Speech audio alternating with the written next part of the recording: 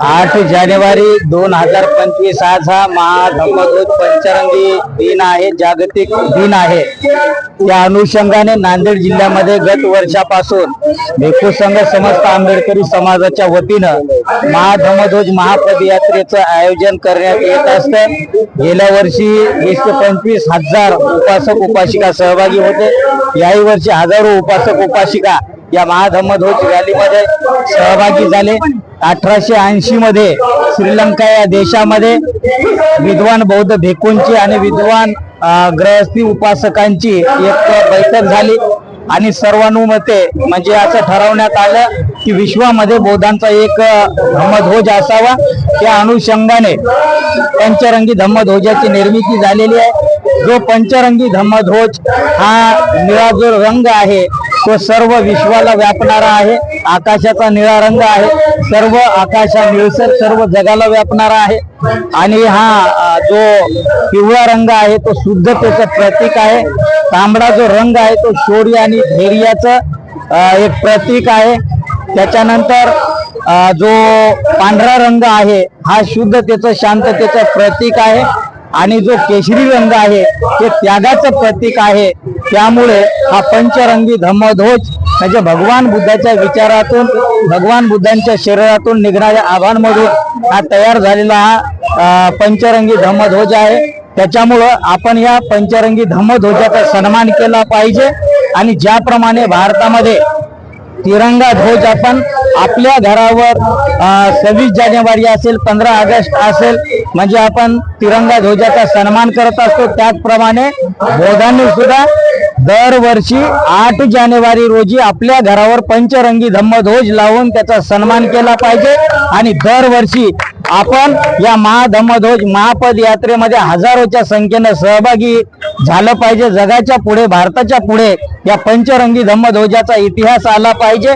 बौद्ध धम्माचा प्रचार आणि प्रसार झाला पाहिजे। या तथागत भगवान बुद्धाने या जगाला शांतता शिकवलेली आहे, मैत्रीची भावना शिकवलेली आहे, करुणा शिकवलेली आहे, शील सदाचाराची भावना शिकवलेली आहे।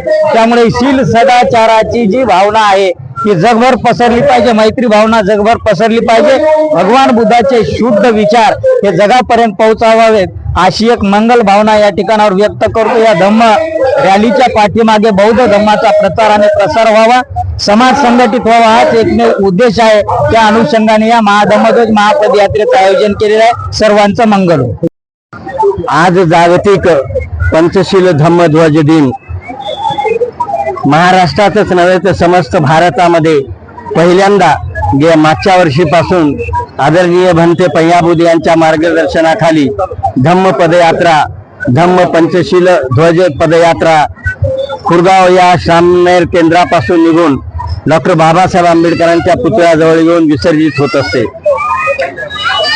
बाबासाहेब आंबेडकरांनी जो संदेश गौतम बुद्धाकडून स्वीकारला होता की शांती मानव धर्म आहे आणि तो मानव धर्म लोकांपर्यंत पोहोचावा अशी जी मानसिकता डॉक्टर बाबासाहेब आंबेडकरांची होती आणि त्या मानसिकतेच्या पोटीच डॉक्टर बाबासाहेब आंबेडकरांनी आम्हाला बौद्ध धम्म देऊन आम्हाला माणूस म्हणून जगण्याचा हक्क आणि अधिकार प्राप्त करून दिला।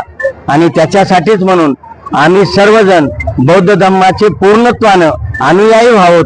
त्याच उद्देशानं श्रीलंकेमध्ये ज्या पद्धतीने एक आपला ध्वज असला पाहिजे म्हणून पंचशील ध्वजाची निर्मिती 145 वर्षापूर्वी झाली आणि तेव्हापासून पंचशिलेचे 5 रंग वेगवेगळ्या पद्धतीचे दाखवण्यात आले। मग त्याच्यामध्ये शांती असेल, त्याच्यात करुणा असेल, त्याच्यात त्याग असेल, त्यात आपली निर्मळ भूमिका असेल, या सगळ्या माध्यमातून पंचशील ध्वज हा बौद्ध धर्मीयांना अतिशय प्रेरणा देणारा आणि मानाचा सन्मानाचा तो पंचशील ध्वज आहे। तो सर्वांनी अंगीकारावा आणि माझी समस्त बौद्ध धर्मीयांना नम्रतेचं आव्हान आहे की पुढच्या वर्षीपासून 8 जानेवारीला प्रत्येकानं आपल्या घरी पंचशील धम्मध्वजाचं ध्वजारोहण करून पंचशील ध्वजाचा सन्मान वाढवावा, बौद्ध धम्माचा सन्मान वाढवावा आणि डॉक्टर बाबासाहेब आंबेडकरांना अभिप्रेत असलेला बौद्ध धम्म त्यांच्या मार्गाने नेण्याचा आपण प्रयत्न करावा।